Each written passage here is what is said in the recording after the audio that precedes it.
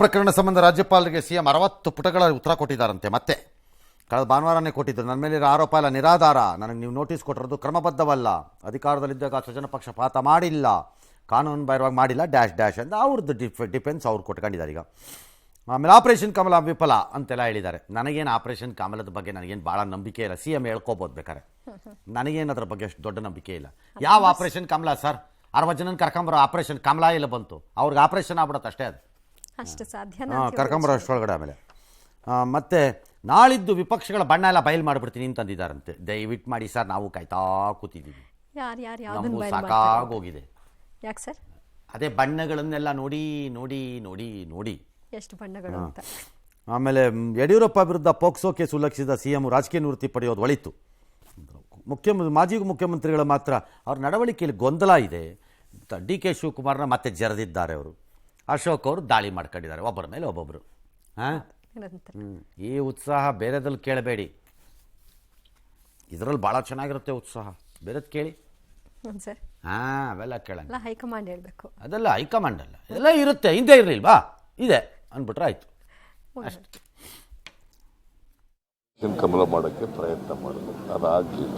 ಅದಕ್ಕೆ ಬಿಜೆಪಿಯವರು JDSನವರು ಇಬ್ಬರು ಸೇರ್ಕೊಂಡು ಅಸ್ಥಿರಗೊಳಿಸಲಿಕ್ಕೆ ಪ್ರಯತ್ನವನ್ನು ಮಾಡ್ತಾ ಇದ್ದಾರೆ. ಯಡಿಯೂರಪ್ಪನವ್ರ ಕೇಸ್ಗಳನ್ನೆಲ್ಲ ಮೈಸೂರು ಸಮಾವೇಶದಲ್ಲಿ ಹೇಳ್ತೀನಿ ನಾನು. 82 ವಯಸ್ಸಿನಲ್ಲಿ ಪೋಕ್ಸೋ ಕೇಸ್ನಲ್ಲಿ ಸಿಕ್ಕಾಕೊಂಡಿದ್ದಾರೆ.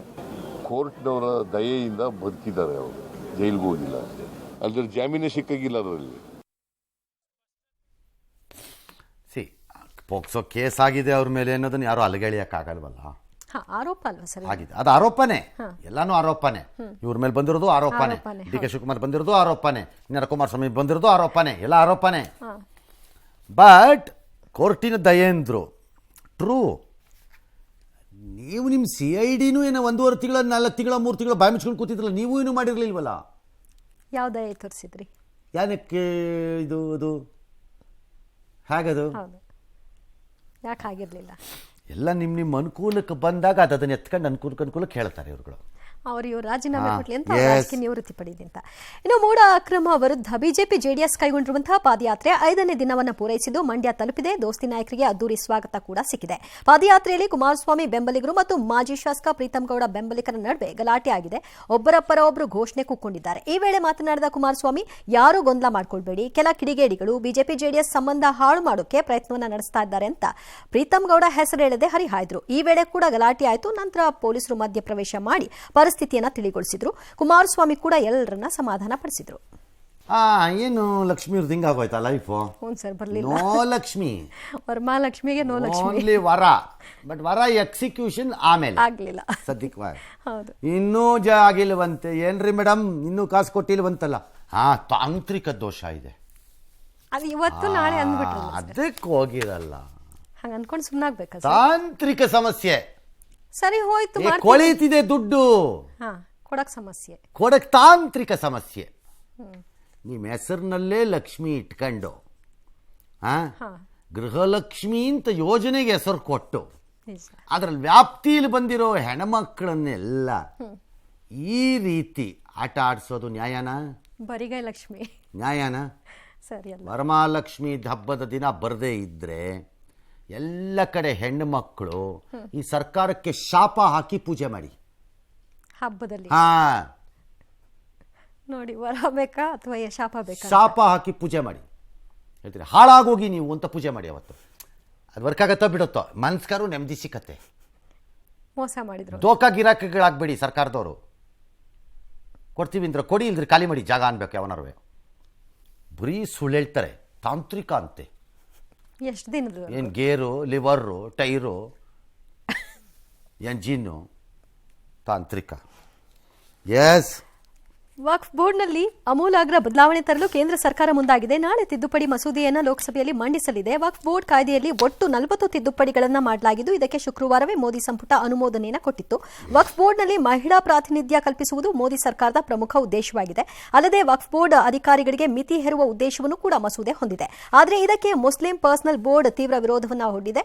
ಜೊತೆಗೆ ಮೋದಿ ಸರ್ಕಾರದ ನಡೆಗೆ ಈಗಾಗಲೇ ವಿಪಕ್ಷಗಳು ಕೂಡ ಗರಂ ಆಗಿವೆ. ನಾಳಿನ ಲೋಕಸಭೆಯಲ್ಲಿ ಭಾರೀ ಗದ್ದಲ ಆಗೋದು ನಿಶ್ಚಿತ. ಅಲ್ಲ, ಗಲಾಟೆ ಆಗೇ ಆಗತ್ತೆ, ಅದರಲ್ಲಿ ಏನು ಅನುಮಾನ ಇಲ್ಲ. ಬಟ್ ವಕ್ಫ್ ಬೋರ್ಡಿನ ದುರ್ಬಳಕೆ ಮಾಡಿಕೊಳ್ಳುವಂತಹ ಘಟನಾವಳಿಗಳು ನಡೆದಿದೆ ತುಂಬ. ಅದ್ರ ಬಗ್ಗೆ ಯಾರು ಮಾತಾಡಬೇಕು.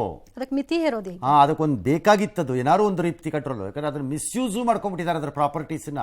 ಭಾಳ ಮುಸ್ಲಿಂ ಲೀಡರ್ಗಳೇ ಮಿಸ್ಯೂಸ್ ಮಾಡ್ಕೊಂಡಿದ್ದಾರೆ ವಕ್ಫ್ ಪ್ರಾಪರ್ಟಿ. ನನ್ನ ಪ್ರಕಾರ ದೇಶವ್ಯಾಪಿ ವಕ್ಫ್ ಬೋರ್ಡ್ ಆಸ್ತಿಗಳನ್ನು ಹೇಗೆ ಬಳಕೆ ಮತ್ತು ದುರ್ಬಳಕೆ ಆಗಿದೆ ಅನ್ನೋದಕ್ಕೆ ಒಂದು ವರದಿ ರೆಡಿ ಮಾಡಿಸ್ಬೇಕು. ನನ್ನ ಪ್ರಕಾರ ಒಂದು ಜುಡಿಷಿಯಲ್ ಕಮಿಷನ್ನೇ ಆಗಬೇಕು ಅದಕ್ಕೆ. ಹೇಗೆ ವಕ್ಫ್ ಬೋರ್ಡ್ನ ಆಸ್ತಿಗಳನ್ನು ಆ ಸಮಾಜದ ಹೆಸರಿನಲ್ಲಿ ಬಂದಿರುವ ಘನಂದಾರಿ ನಾಯಕರುಗಳು ಬಳಕೆ ಹಾಗೂ ದುರ್ಬಳಕೆ ಮಾಡಿದ್ದಾರೆ ಅನ್ನೋದನ್ನ ತೆಗಿಬೇಕು. ಅದನ್ನ ಗೊತ್ತಾಗತ್ತವಾಗ ಏನಾಗಿದೆ ಇದ್ರ ಕತೆ ಅಂತ. ಮತ್ತೆ ಕಂಡಿದ್ದನ್ನೆಲ್ಲ ನಂದು ಅಂತಂದ್ಬಿಟ್ರೆ ಕೇಳಕ್ಕಾಗಲ್ಲ. ಅದು ನಂಗೆ ಹಂಗೆ ಮಾಡಕ್ ಬರಲ್ಲ. ಅವರು ಸಿಕ್ಕಿದ್ದನ್ನೆಲ್ಲ ನೋಡೋಣ, ಅದು ಅಮೆಂಡ್ಮೆಂಟ್ ಬರಲಿ, ಅದು ಏನೇನು ಬರುತ್ತೆ ಬಂದ್ಮೇಲೆ ಗೊತ್ತಾಗತ್ತೆ.